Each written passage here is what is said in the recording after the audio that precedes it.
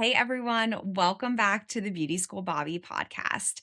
Today's episode is with somebody who matches my energy so insanely well. It is crazy. From the moment that we met, I literally feel like we are the same person. So today I got to interview Jessica George, who is the industry relations manager at Milady. So she has a different role in the beauty industry than most. So I was really excited to talk to her about what her job looks like, what she does in the beauty industry. Again, just to promote the fact that there are so many different things that you can do with your license. And she has moved from beauty school student to educator to now being with Milady. So her sharing her story of what beauty school educators can be doing right now and giving tips for them, I think was so fun to talk to her about because she really is the one that we need to talk to. She is working with a company that not only provides the curriculum, but is also helping to determine what needs to be taught in beauty schools. But I really feel like more than that, she is an amazing example for beauty school educators. I think that if you are a beauty school educator or you own a school or have anything to do with a role in the school, that you need to listen to this episode. And for beauty school students, I think it's really awesome to hear from somebody who's been in the industry for 20 years, which I know sounds like a long time, but just even in my perspective, it will be a blink and you will be in the industry 20 years. So I think to see somebody that has done so many different things, but then has gotten into this position is so encouraging. So I think this episode is so wonderful. Jessica is amazing. And I think that you're going to love it. So make sure that you, at the end of this episode, rate, review, subscribe. There is going to be a link in the episode notes of this podcast for beauty school educators, just some resources for them. So check it out. I hope you love it.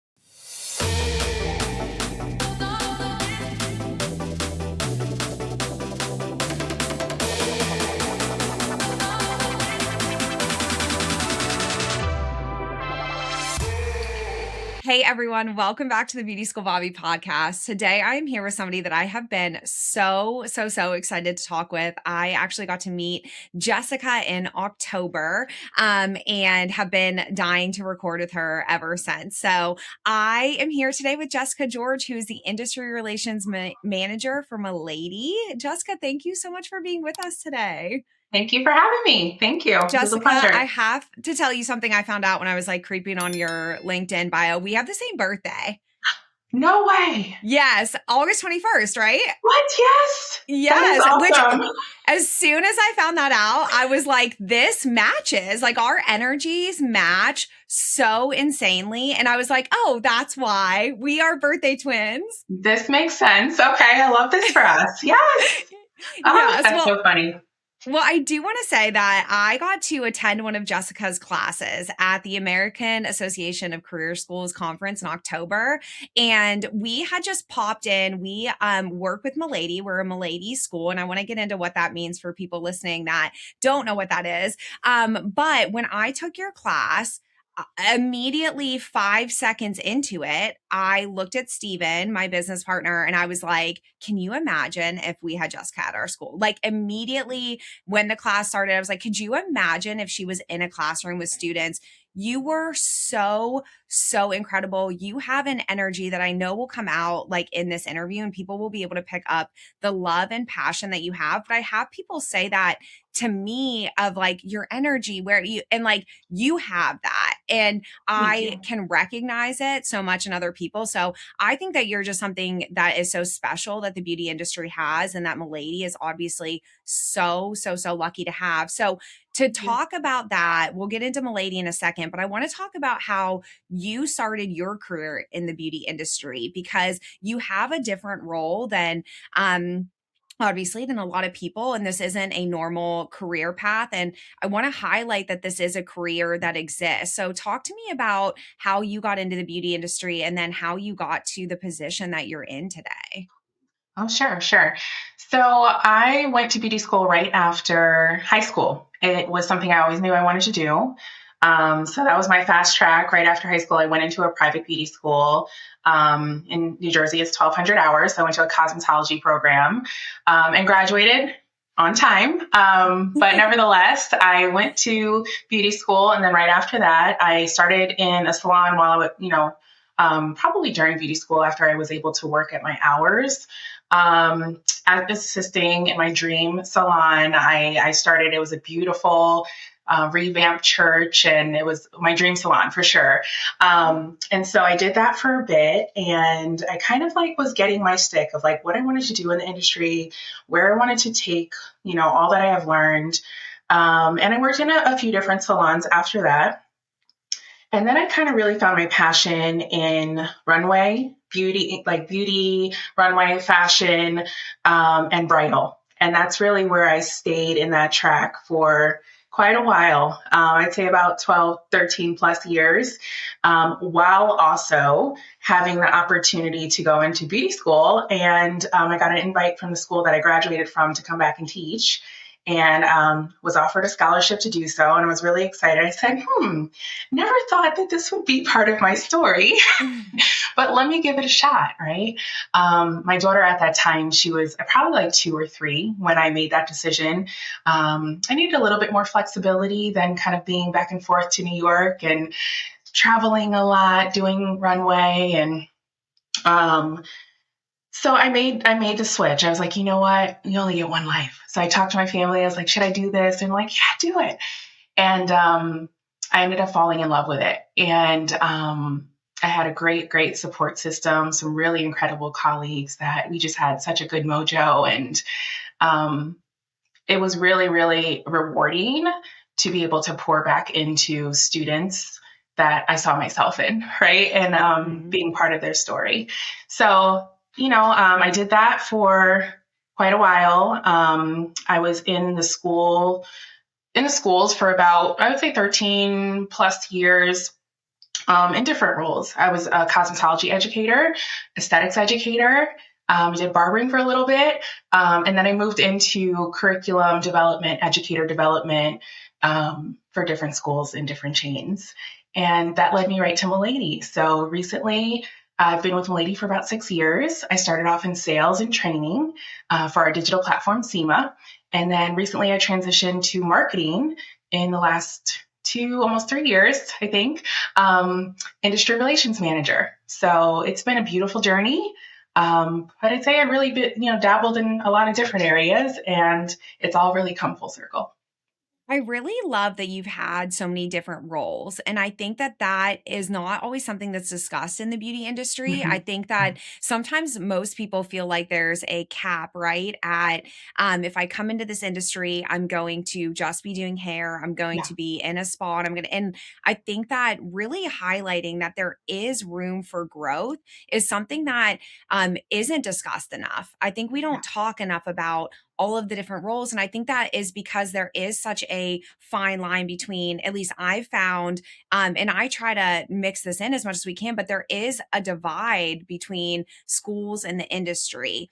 As far as like networking and doing all of that. I mean, I'm lucky enough in the role that I'm in to be able to meet people like you and to go out and see all of the different roles. I Yeah. want to expose that to students even more to say, get your license, but look at where your license can take you. It's not Yeah. look where your degree can take you and you've moved up. Like you've moved up with your license and you've moved up through just continued education, going on to the next thing, and really have built yourself into this career that I'm sure coming into it, you weren't like, oh, this is what I'm going to be doing. I'm going to be working with Milady someday and I'm going to be, part of the curriculum building and all of those things that are so, so important in our industry. I mean, I think these companies that are developing the curriculum, I mean, that is huge for developing the industry.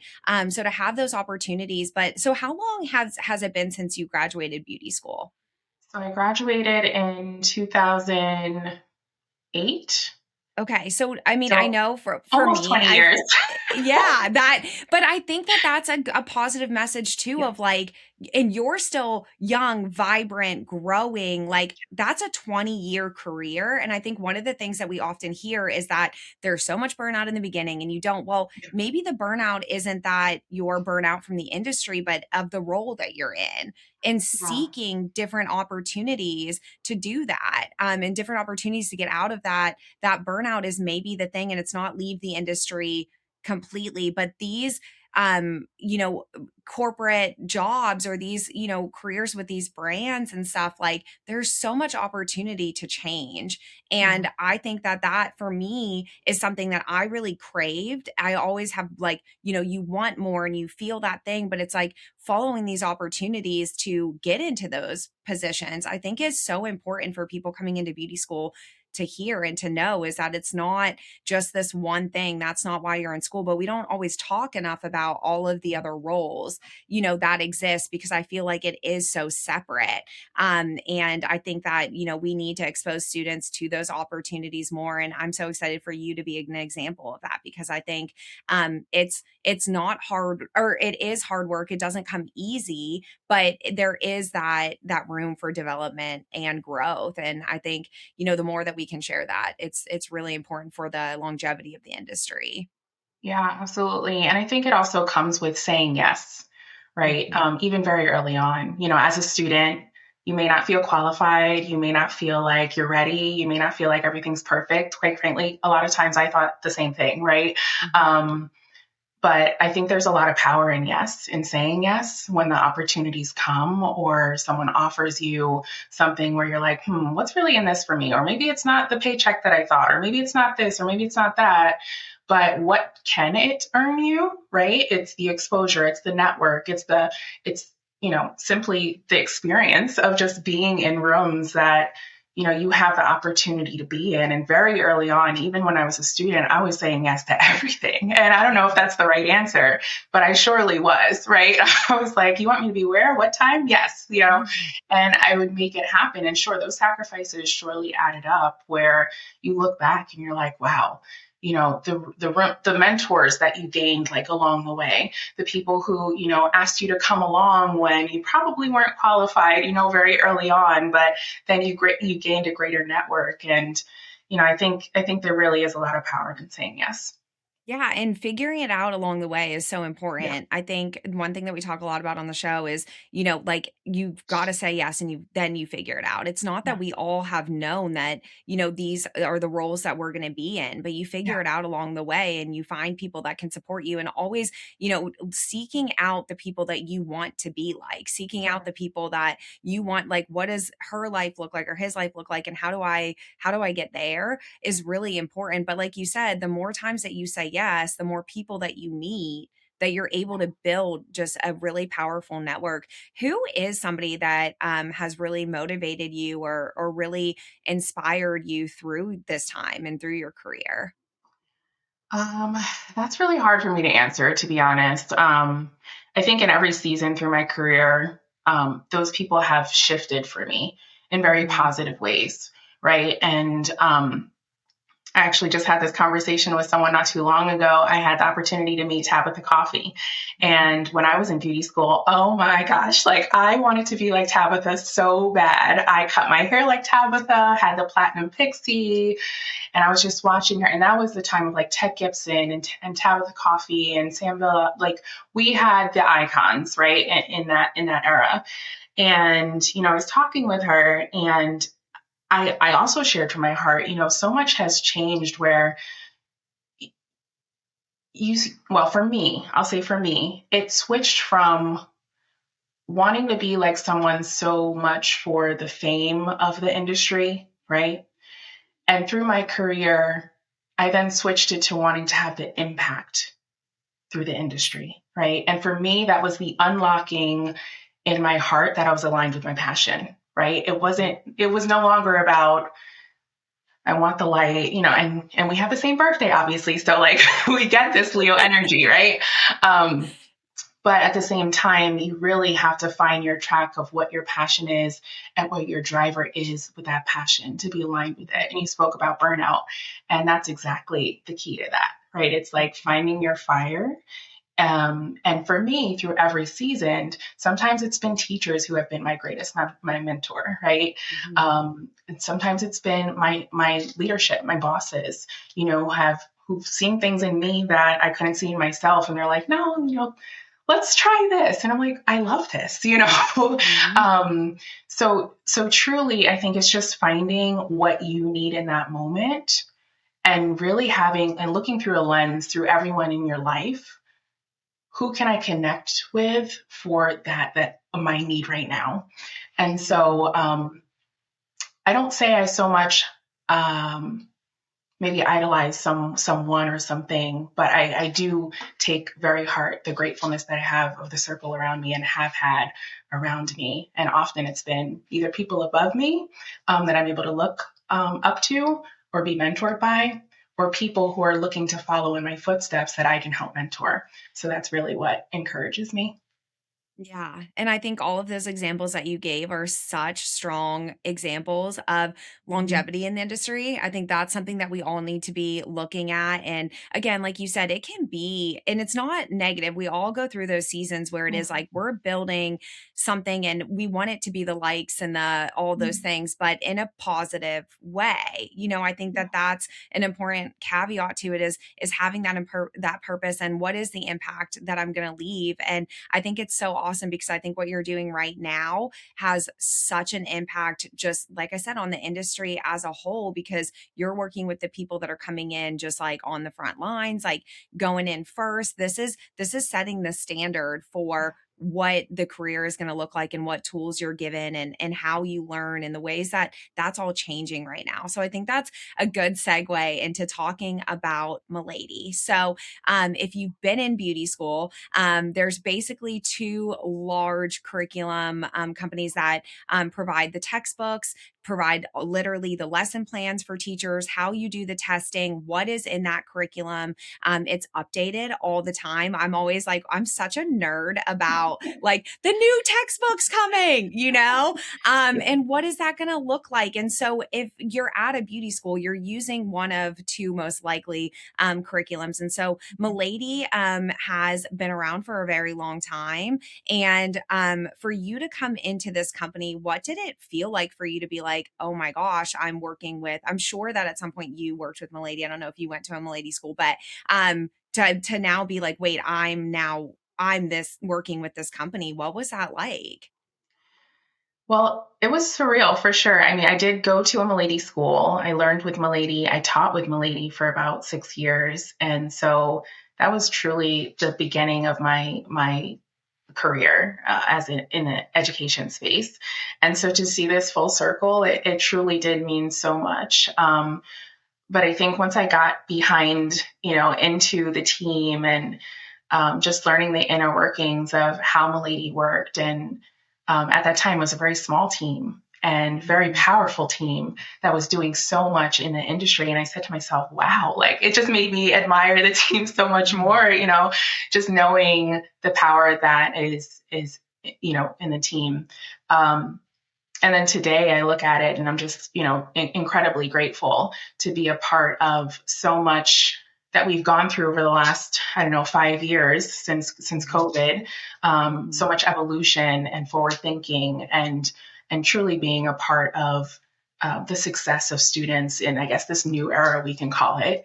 But it's been incredibly rewarding for sure, personally and professionally. Yeah, it is a space and where there's a lot of change that is like mandated through Yeah. regulations through the states, and each state Yeah. needs something different and different requirements. So I think that as a team, and I know the team so well, and I'm happy that you mentioned the like small but mighty because I feel like people would be very surprised to know like how it operates and how close the team is and how small the Yeah. team is. Because you think of how many students are in this program or using this program compared to how many people are putting it together and developing it. I think people would be surprised that it is small, but in this space, there's constant change. And so, how do you react to being in a space? I assume that everybody that works there has to be okay with change and pivoting and moving and quickly. So, how do you handle that? What is the thing that is that something that excites you? Are you like, okay, now it's kind of like a puzzle. Now we have to figure out how we're going to do this? Yeah, yeah. Our team is scrappy. They're Mhm. just ready to get to it, right? And I think personally for me, a mantra I really like to stick to is nothing in life is consistent but change, right? And if we really look through that lens, it's like, okay, I'm ready for it to change. And if anything stays the same for too long, something has to change. So quite frankly, me personally, I thrive with change. Um, but I think our team surely does too. And I think we saw that so beautifully through COVID and coming out of the pandemic, and how we truly had to band together, not only together as a team, but together with the industry. And we said, how can we do this together? And as we work through change and internal change and external change, I think we're stronger today. Yeah. Than yesterday. It's like we continue to grow, we continue to thrive, and most importantly, we continue to do it together. Yeah. And I think one of the things that's really cool for me to see, and as we're changing into hybrid online, like there's a lot of Yeah. conversation about all of that. But it's like this company and the other companies, like you have to become a tech company. Like it's not just the textbooks, it's not just, lesson plans. I mean, it's very much switched to this is now an online, like a tech company of how do we get videos uploaded? How do we get lesson plans? How do we get all of those things. So it's so much more in depth. Again, the beauty industry, it's just not always acknowledged how advanced the beauty industry really is. And I see it a lot working with you all and how we brought SEMA into the school and all of those things, like really seeing like, wow, it's not again, it's not just textbooks and lesson plans. It's so much more. And I think that it's really, really cool to see again a company like transition in that way and to work with it on the front lines as a school owner, and really being able to go to a person. That's one thing I love about this also is that you're going directly to a person to say this is what we need, and then you all are able to switch and move because every school does it differently right now. Yeah. It's Hmm. not like it used to be where everyone was in classrooms and all of that. So now Yeah. it's like adjusting to those needs. So I know you all are 2 years ahead now. Like what you're operating in, the world you're operating in is not, okay, yes, this is what we're doing right now, but it's Yeah. even how are we going to use this to get us to this place as well if we need to shift, if we need to pivot. And there is a lot of support there, which is great. And I think that that's something Absolutely. that's so special about the team too. When you're looking at beauty schools right now, do you get the opportunity or chance to be in classrooms anymore, or like with students? What's that connection like? Not so much. When I was on the sales and training team, and that team still exists. So we have a very strong Mhm. team that trains schools directly on the front lines. And I'm sure you've been, I see your smile, so I'm sure With you've been Ida? introduced to them. Okay, good. Yes. Not so much anymore in this new role. However, our team is very well connected with school leaders, owners, Mhm. directors, instructors, and training them on our digital platforms. And then we have Leisha Barnes, I'm sure people know who Yes. might be listening, our academic development manager. She has a new title now, elevated title, but she supports from the academic side, and she created the Master Educator, as well as the new Professional Educator and our Master Ed classes as well. So we're very, very in tune from the classroom perspective. Me personally, not so much. I'm more at the conferences, still seeing instructors and school owners and all the things. Yeah. What is something that you feel like is changing? What's on your radar right now as far Yeah. as schools go? What is it that you're kind of focusing on, whether it's something that like you see changing or a need that you see? Like what is a focus for you for schools right now? I think right now,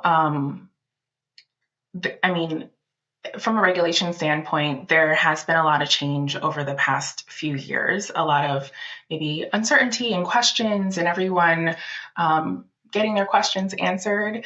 But most importantly, I really see folks banding together. And as I'm out on the road and going to conferences and sitting in on sessions and listening, um, I've gotten really curious about where the future is going, right? And there have been questions from industry wide saying, okay, what is the future? Dot, dot, dot, right? Mhm. And I think everyone is truly in a space, and it's very empowering and comforting to know that schools are banding together, brands are banding together. The industry is wanting to come closer together and intertwine everyone's workings to say, how can we move this forward and how can we do it with strength? Right. So not to get too in the weeds on this podcast, but there are a lot of little things happening on the back end that it is a very important time to be banding together and standing with strength. So nevertheless, I really do see a positive shift on us as a whole, as an industry, shaping this industry and keeping the integrity of it.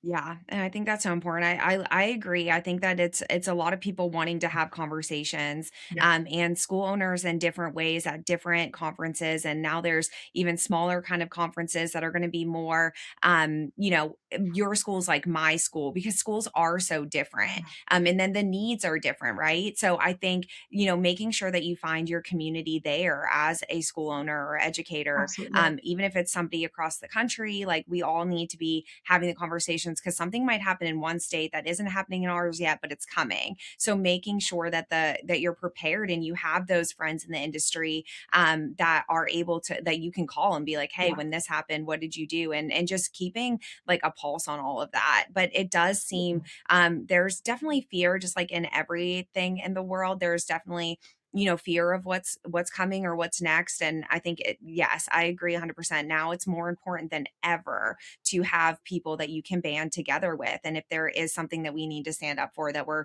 able to do that in numbers. And I think absolutely. that that's 100%. I feel the same exact way, that that's the vibe right now, and it's schools are connecting more, I think, in a different way, and that's so positive, because I think that's definitely what we need. We're going to take a quick break and we'll be right back. Hey, beauty students and educators. I'm excited to share that Beauty School Bobby is now supported by BeautyCast Network, your go to career services and placement platform for the beauty industry. Free to schools, educators, and students, BeautyCast Network connects you with top artists, influencers, and educators who inspire and empower the next generation of pros. From webinars and newsletters to virtual career showcases, competitions, and scholarship pop ups, the platform is packed with tools to build non technical skills, encourage career readiness, and help students launch amazing careers as they approach their graduation date. Learn more at beautycastnetwork.com to help your students thrive and take their career to the next level. Now back to the episode.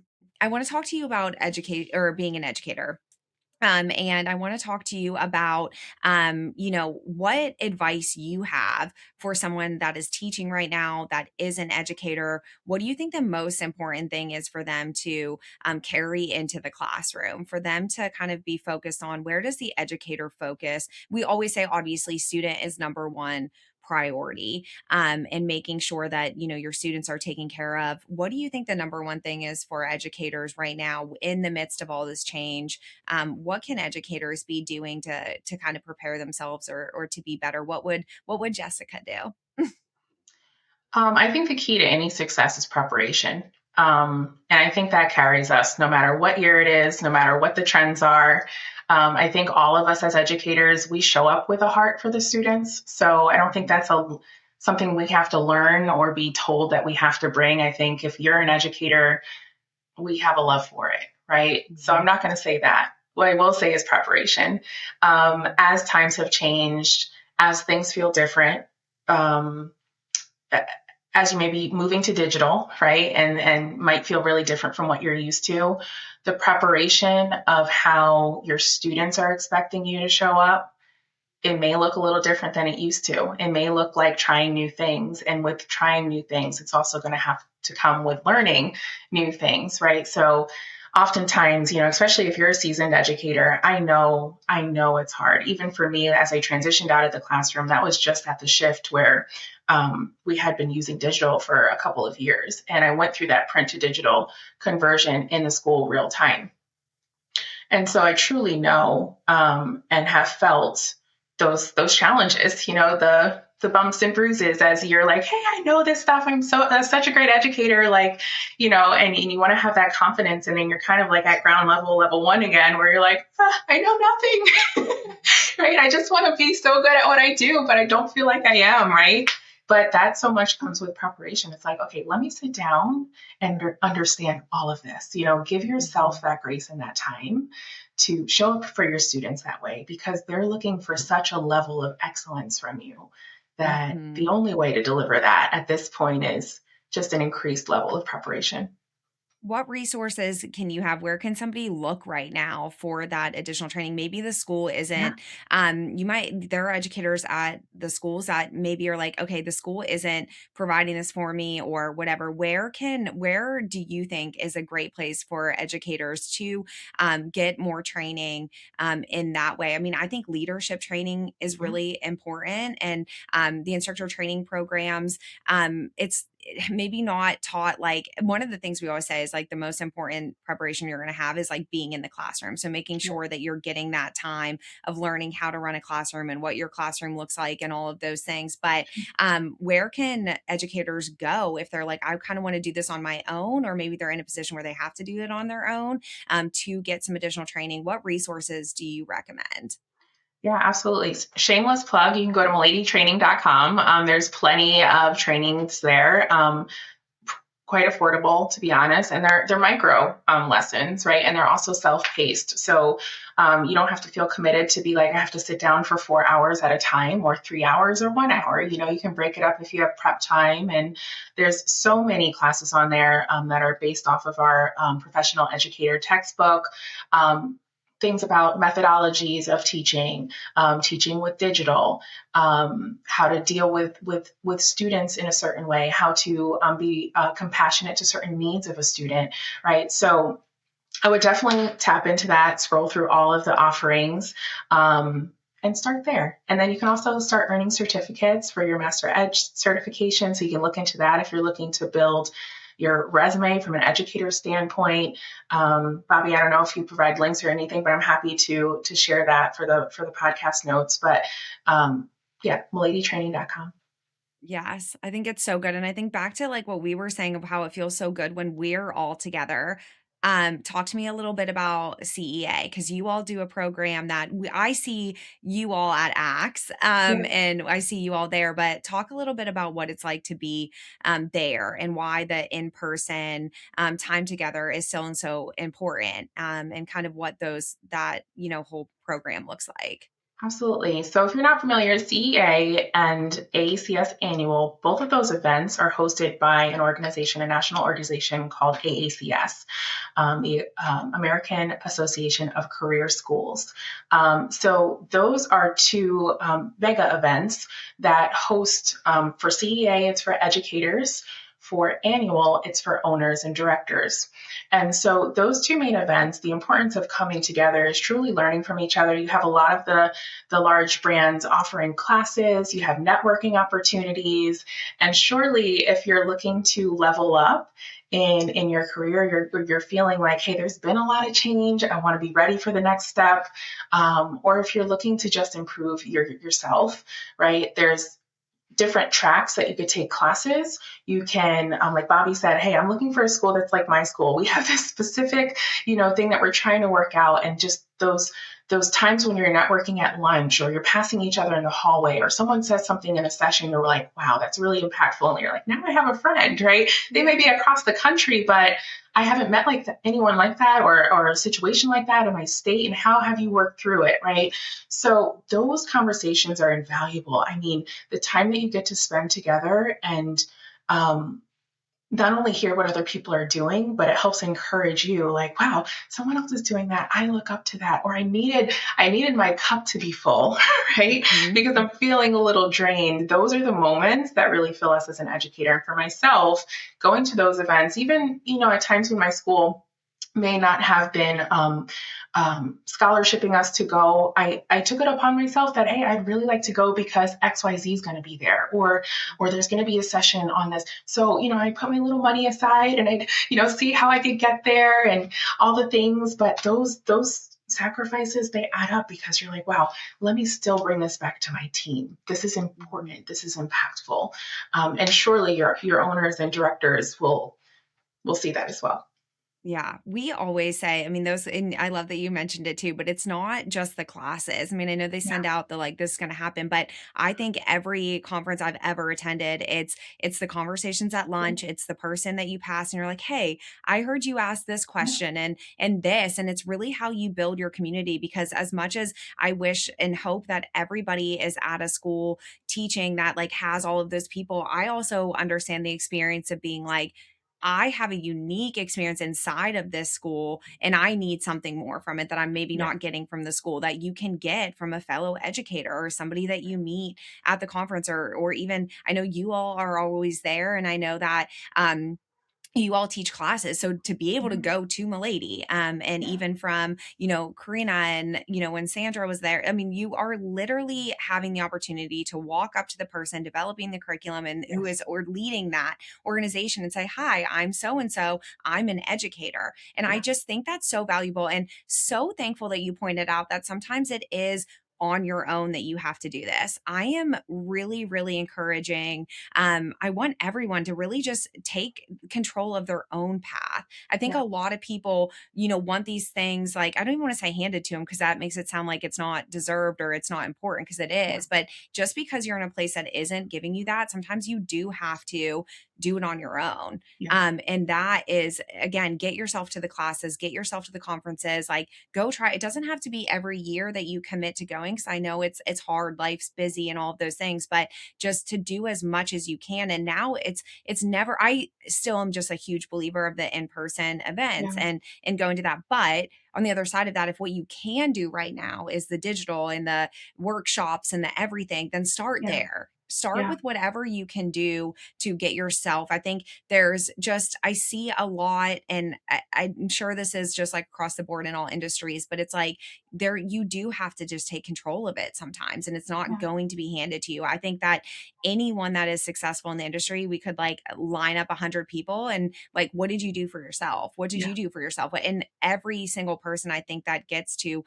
this level of success and happiness on the other side of that, I think those Yeah. two go hand in hand, success Sure. and loving what you do. There is a moment where you have to say, I did this for myself. I couldn't wait for it to be handed to me or whatever. Go talk to the school owner and say, I want to go to this. Like take that on Yeah. your own and do that. I really, really want more people to have more of that leadership or that confidence to do it. Yeah. It's scary. It's hard. It's the hardest thing. And I think as women, especially, and I think we, especially our age, it was not supported or encouraged to be like you're going to be the one that speaks up all the time or you're going to like that was annoying. That was like a negative thing that was Yeah. taught to us of like don't speak up too much or make sure you're not asking for too much or do the too much part of it. We've really had to retrain our brains, I think, to say no, this is how I'm going to get ahead. And if I am too much here, like I need to find a place where that too much is valued. And I think so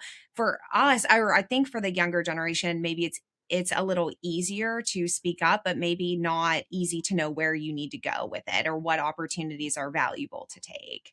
Yeah, and I'd also say, like, as you were mentioning, taking ownership of your future path.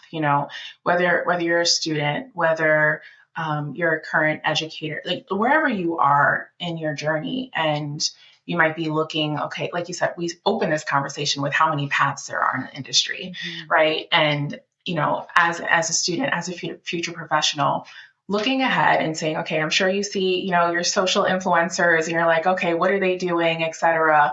Or whoever you're looking up to at this point, look at their story, find their LinkedIn, find their website, find their social media handles and kind of do a little research. I'm kind of like outing myself here, but, do a little research. Where have they been? Who have they talked to? What conferences do they go to? What kind of certifications do they have? The role that they're in now, hey, that's something I aspire to do in about 5 to 10 years. What do I need to do over these next 5 to 10 years in order to get me qualified to do something like that? Maybe Mhm. it won't exist like that in 10 years, but if I want to be on that same track, what does that look like? Okay, maybe I don't maybe I do need to go get a degree at a college, or maybe I don't, but I need to do this and get the certificate, or maybe I need to network with XYZ at this conference. Um, so really just kind of outlining it just like you outline anything else. Hey, I want to buy a house. Okay, what do I have to do? Here's my check Mhm. boxes. Okay, hey, I'd like to have this job sometime in the future or be surrounded by said type of people. How Mhm. do I outline that and track that for myself? Um, and really just start aligning in the places, the network, the credentials, the experience. That those folks have, and don't be afraid to ask either, right? Mhm. I think more often than not people are willing to give up information than you might think. Right, you I just say, think in hey, our I love where you are, I love what you're doing, tell me how you got there. yeah. If there's one thing that you could tell me to do right now, what would it be? Right. Mhm. Yes, I agree, Yeah. and I wish that I would have known coming into the industry and not being in the beauty school, like, I didn't go through beauty school, and I didn't and I learned it in a backwards kind of way of coming into the Yeah. business and admissions and then growing that. Yeah. I felt, like I didn't belong there, and then it was, like, very quickly understanding that it's the most helpful industry. It's the most people Sure. that are like, "We wanna tell you, we wanna Yeah. help you," because we all want the industry to be better. That's the one common goal is that we want the industry to be better. And we're, working towards that in so many different ways. And everyone is like willing to help. I very rarely, like, and even right now, I can't even think of somebody that I think a student could message or email that they wouldn't help. Like, I think everybody is so willing to have the conversation, and to say, like, here's what I think you should do. Everyone's so willing to share advice. And I think it's competition in other industries, I'm sure, but I think in ours, it really is like being willing to share and to help. So I think if anything, like giving confidence to educators, students, all of that to reach out is like I do want to just say that like it's the easiest industry to do that in. Absolutely.